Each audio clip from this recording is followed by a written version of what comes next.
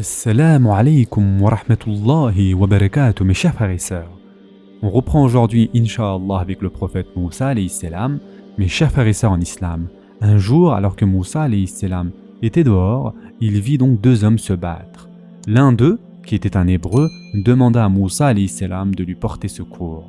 Moussa alayhi salam, voulant intervenir pour les séparer, poussa fortement l'un d'eux qui tomba et décéda.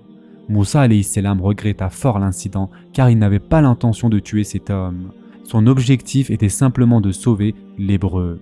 Suppliant Allah Azza wa Jal plein de remords, il demanda pardon.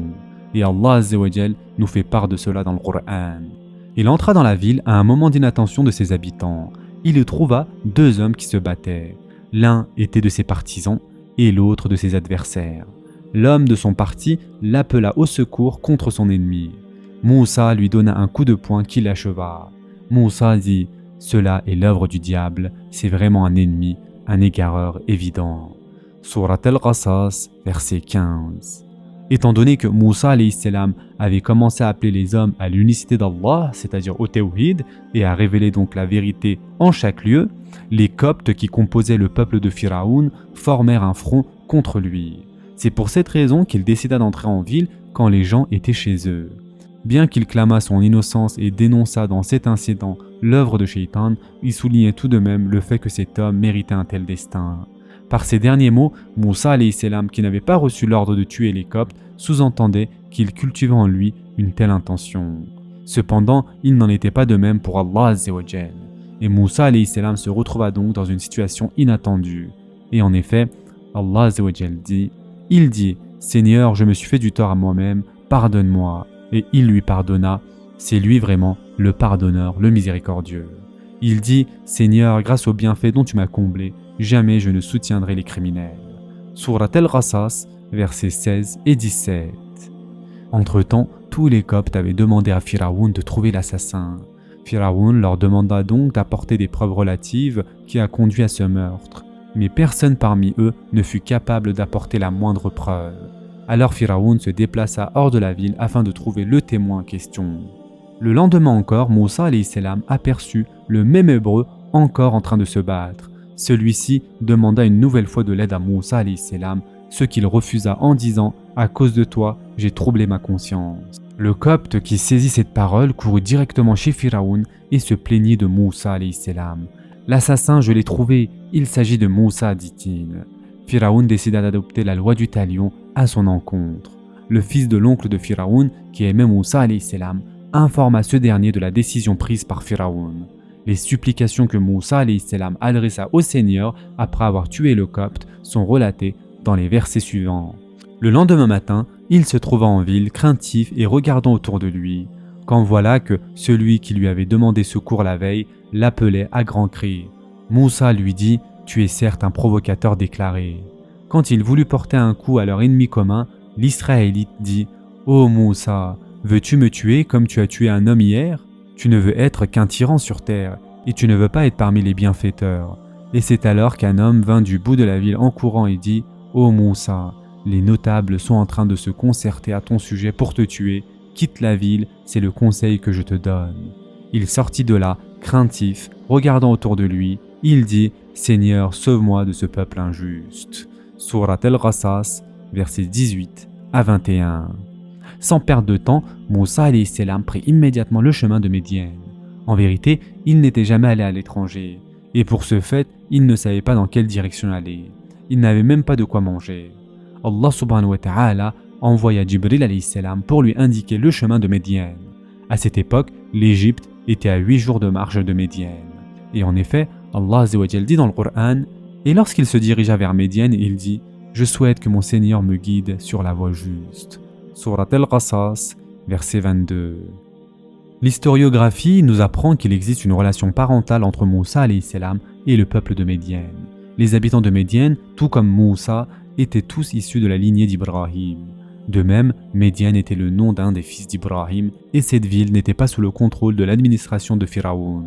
Quelque temps après, Moussa alayhi salam parvint enfin à Médiane. Il se reposa près d'un puits où les animaux du village venaient s'abreuver quand tous les bergers et leurs troupeaux s'attroupèrent autour du puits.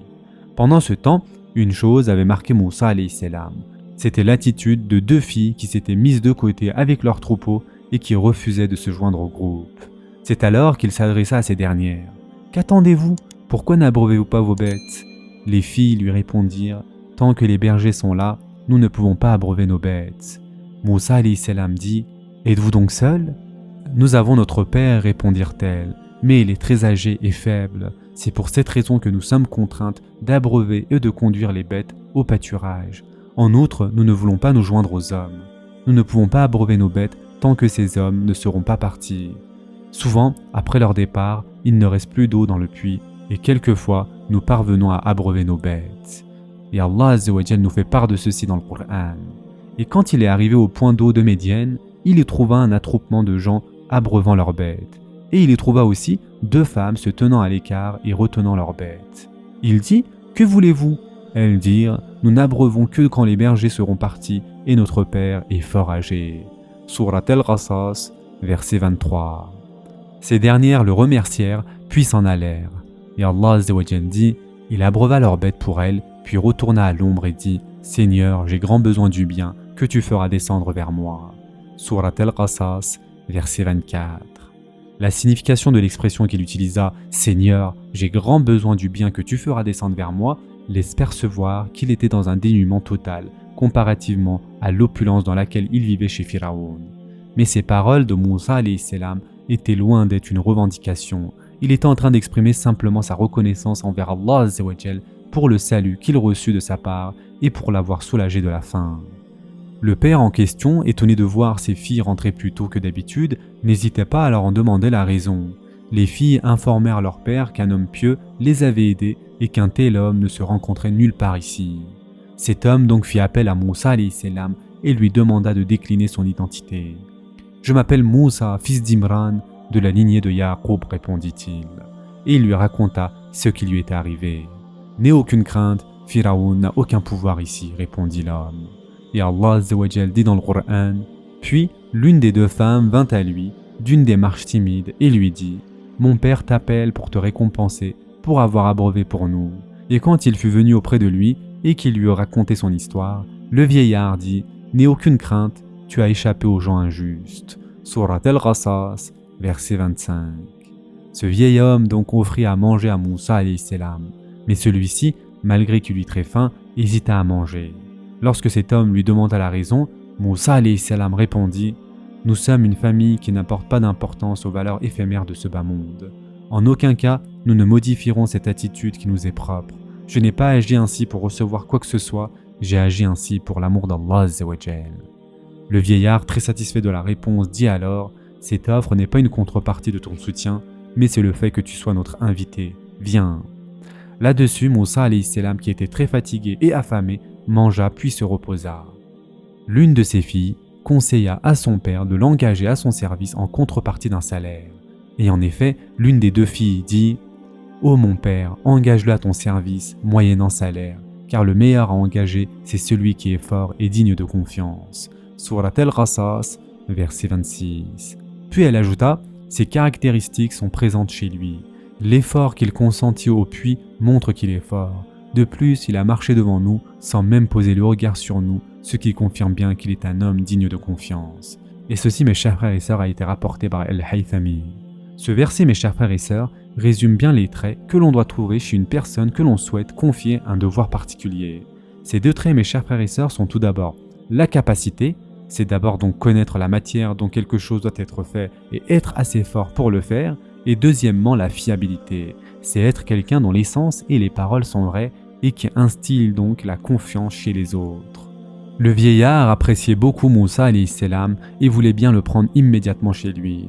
Aussi il réfléchit à une solution, et c'est ainsi qu'il proposa à Moussa alayhi salam de se marier avec l'une de ses filles. Moussa alayhi salam dit « Je ne possède aucun bien, comment pourrais-je me marier ?»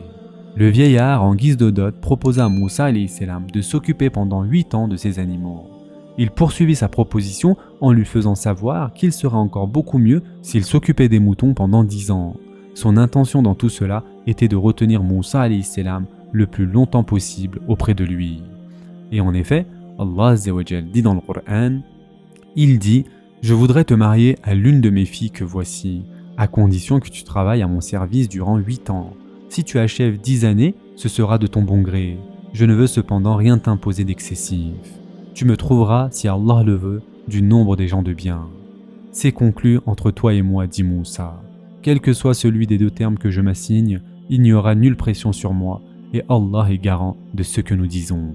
Surat Al-Qasas, versets 27 et 28.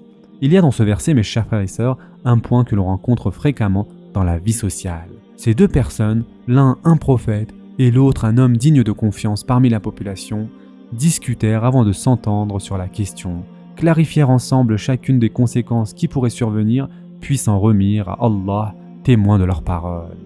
Finalement, lorsque les 8 années se furent écoulées, le vieillard offrit des moutons à sa fille et à son gendre. Bien que le contrat fût parvenu à son terme, Moussa alayhi salam continua le service jusqu'à la 10e année. On va s'arrêter ici pour aujourd'hui.